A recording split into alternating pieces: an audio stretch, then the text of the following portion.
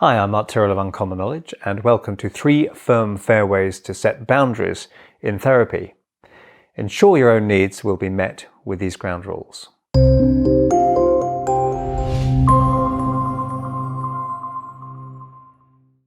Hi, Mark.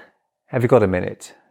And this was a client phoning me up, and the voice on the phone was friendly but somehow insistent. Paul was a client who'd taken to calling me every other day. And it was now Sunday morning, a time for reading the papers, walking the dog, well, if I had one, messing around with the family and the rest of it. But not for me, apparently. A flood of anxieties came down the line at me, and in less than a minute, my brain felt it had been whipped around in a wind tunnel of neediness from this client. So I said, okay, Paul, I hear what you're saying. We'll take a look at all of that and work out what's to be done. And we'll talk about that tomorrow during your actual session. And he let me go. And that was 20 years ago. And I was just starting to learn how to set boundaries with my therapy clients. And it can be tricky at first.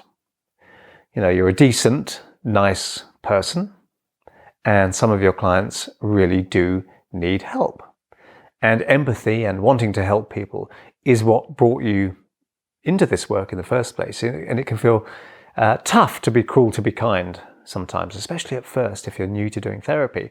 Here are 3 tips I find useful to practice when negotiating the therapeutic relationship. So tip number 1, keep your gratitude in its proper boundaries. So back then I was a newly qualified therapist and I needed work. I was still at the stage of feeling amazed that a living, breathing person would actually pay me to help them. Paul would happily hand over £50, which was a lot of money to me back then, for his sessions. And I would feel as if I now owed him something else, because he'd paid for the session he'd just had. So I made the elementary mistake of saying to him, if you need to speak to me, you know where I am. Okay. At that point, my home phone line was also my work line.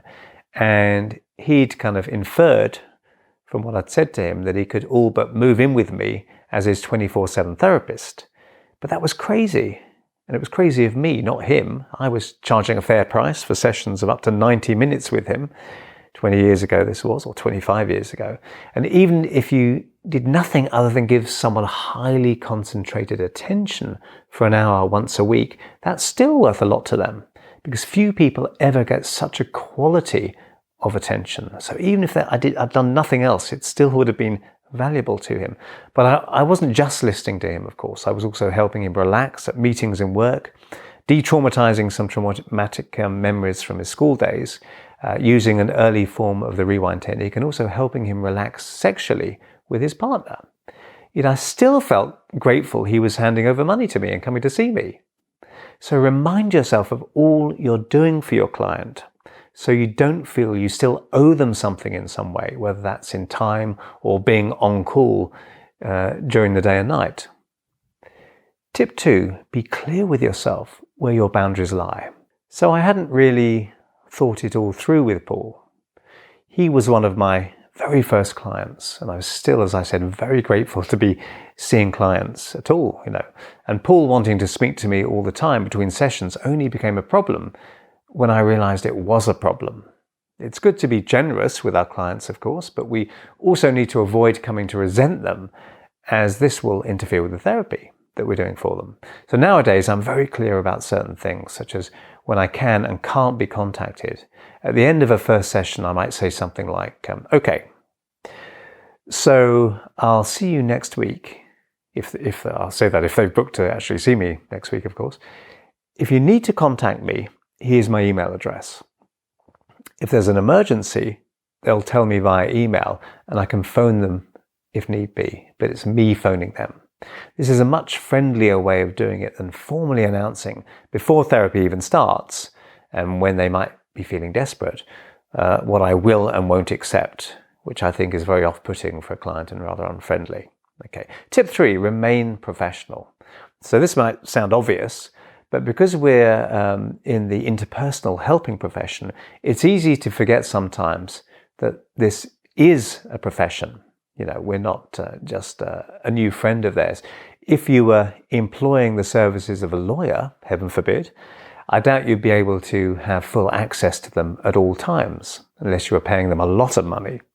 Your dentist won't talk with you about toothbrush choices on Saturday night, and your local fire service personnel probably don't want to hear about the technical issues you're having with your new TV set. Okay, so we need to be kind and generous, but we can best help our clients help themselves when they can respect that this is a professional relationship. And of course, they value you more if you're not always available.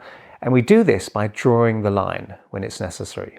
Of course, we need to be friendly, but we're not their friend, nor a substitute for a partner or family member. You are a professional, just like any other.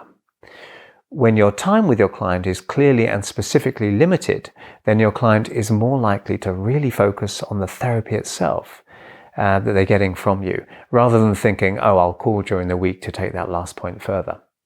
So eventually, I had to tell Paul that our time together was going to be limited to the actual session times. I resisted the urge to apologize about that. And he suggested he pay me extra for any time on the phone with me. And I agreed that we could do this if he wanted to at specific set times. But he never did actually call me after that, although he continued seeing me for therapy. It was an important lesson for both of us, I think. Just because someone is paying you, it doesn't mean that you owe them infinitely in some way.